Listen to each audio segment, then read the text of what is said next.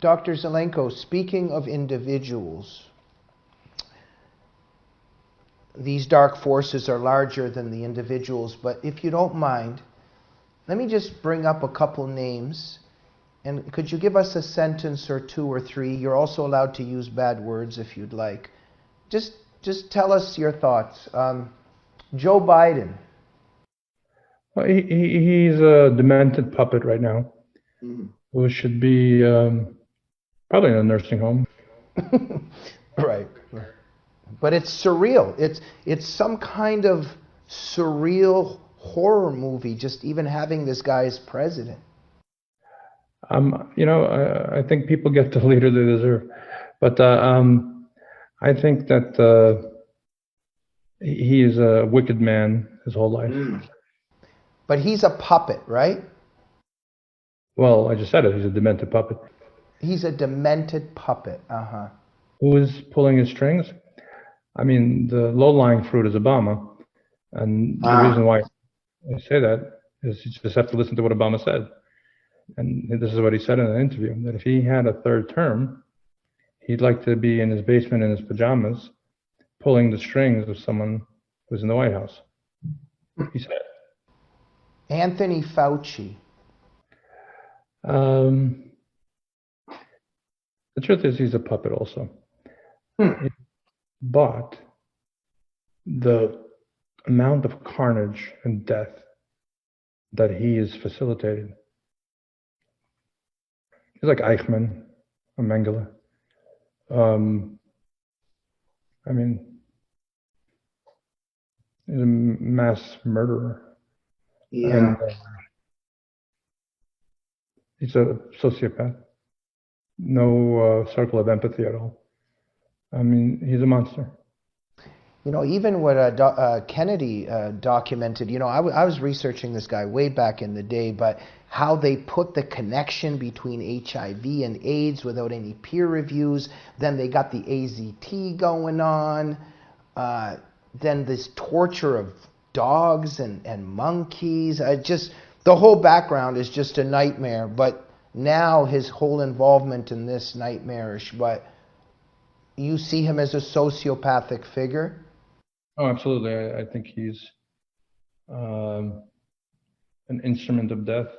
And he's hiding now, it appears, right? If I was him, I'd be hiding too, because of the amount of global rage against him. Bill Gates, yeah.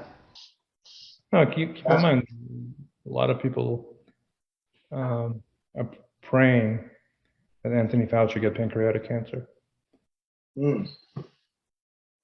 Bill Gates, that's a special level of sociopath.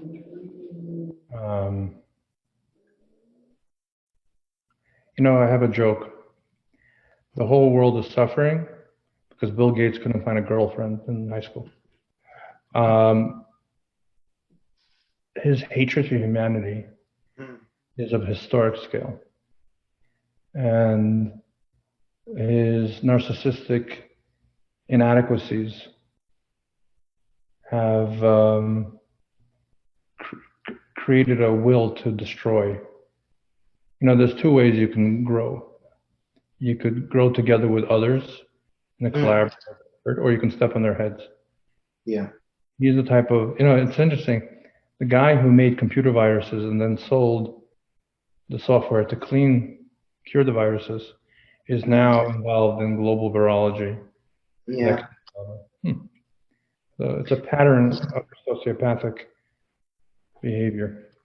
There's a very horrifying clip, and I'm not even sure if I remember it correctly. It was so surreal, but they were asking him, like, people aren't really taking this pandemic seriously. And then he says something like, oh, they're going to take the next one seriously. Like, that's straight out of a horror movie. Well, he's not a prophet. He's a criminal. 2 months ago, he talked about smallpox as a potential threat, even though smallpox is only found in 2 labs, one in America, one in Russia.